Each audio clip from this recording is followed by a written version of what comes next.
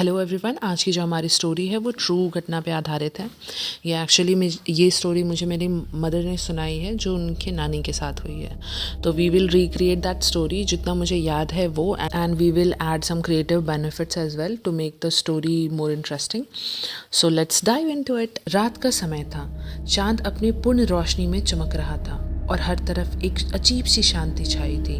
नानी, जो हर रोज सुबह 4 बजे गंगा के तट पर स्नान करने जाती थी, आज कुछ अलग ही महसूस कर रही थी। ये शांति अलग थी, जैसे संसार ही सो गया हो और बस वो और गंगा के तट की लहरें जाग रही हों। आज नानी को नींद नहीं आई।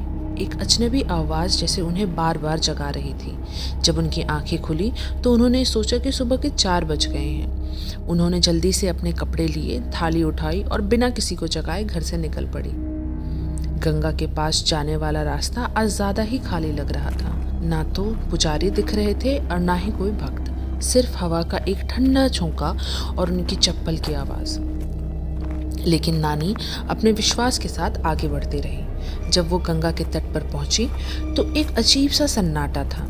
रात की चांदनी पानी पर चमक रही थी, लेकिन वो रोशनी भी किसी डरावने सपने की तरह लग रही थी। हर दिन यहाँ भक्त, पुजारी और आरती का शोर होता था, पर आज बस पानी की हल्की सी आवाज़ सुनाई दे रही थी। नानी ने अपना दुपट्टा संभाला और पानी के करीब पहुंची। लेकिन जैसे ही उन्होंने पानी में पैर रखने का सोचा, पीछे से एक आवाज़ आई, बेटा रुक जाओ। नानी घबरा कर पलटी। पीछे एक औरत खड़ी थी, सादे सफ़ेद कपड़ों में एक डिवाइन सी रोशनी के साथ। उसका चेहरा इतना सुंदर था कि नानी बस उसे देखती ही रह गई। लेकिन नानी के अंदर एक अजीब सा डर भी पैदा हो रहा था। उस औरत ने धीरे से कहा, तुम्हें पता भी है अभी कितने बजे हैं? नानी ने उलझन भरी आवाज़ में कहा, सुबह के 4 होंगे, हमेशा इसी वक्त आती हूँ। उस औरत की मुस्कान गहरी हो गई। नहीं, अभी रात के 2 बजे हैं। तुम समझ नहीं पाई कि चांदनी रात ने तुम्हें धोखा दिया। नानी के पैर एकदम से जम गए। मतलब? उस औरत ने अपने हाथ पानी की तरफ बढ़ाए। देखो, जो तुम्हें अब तक नहीं दिखा, मैं तुम्हें वो दिखाती हूँ।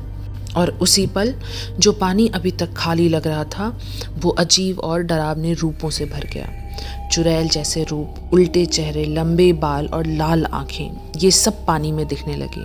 पिशाच, जिन के हाथ और नाखून तेज थे, पानी में हंसी मजाक कर रहे थे, जैसे किसी नए शिकार का इंतजार कर रहे हों।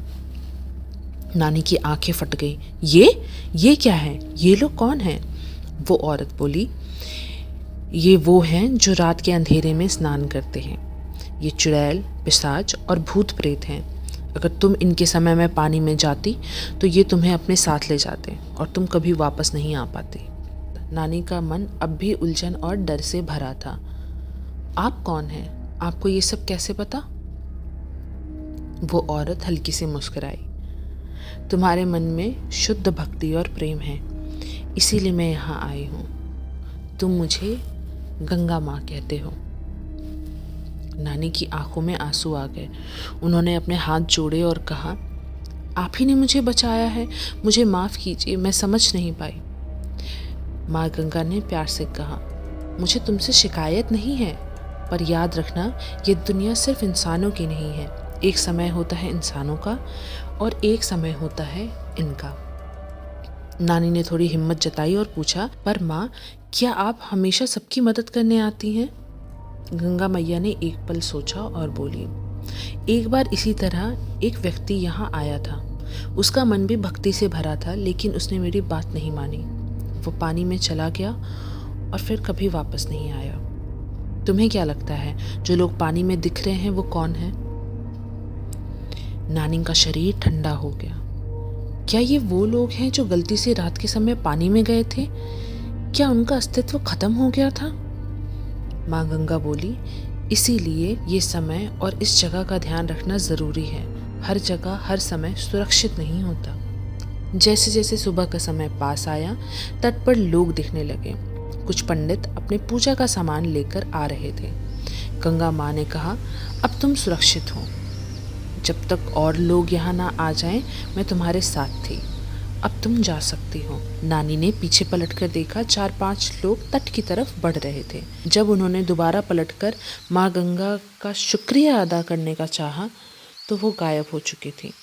सिर्फ एक खुशबू और एक डिवाइन शांति का एहसास रह गया। घर लौटने के बाद नानी ने ये बात किसी से नहीं कही, लेकिन उनका विश्वास और भी गहरा हो गया। हर बार पूजा के वक्त उन्होंने माँ गंगा का शुक्रिया किया। उन्होंने कभी दोबारा इतनी सुबह स्नान नहीं किया, लेकिन उनके अंदर वो एक लेसन बनकर जीवित रहा। क्या ये सिर्फ नानी की भक्ति थी जो उन्हें बचा गई, या क्या गंगा माँ सच में हर एक भक्त की सुरक्षा करती हैं? ये एक मिस्ट्री है जो सिर्फ माँ गंगा ही जानती हैं। So that was today's story. So I hope you enjoyed it. I'll see you in my next video. Bye.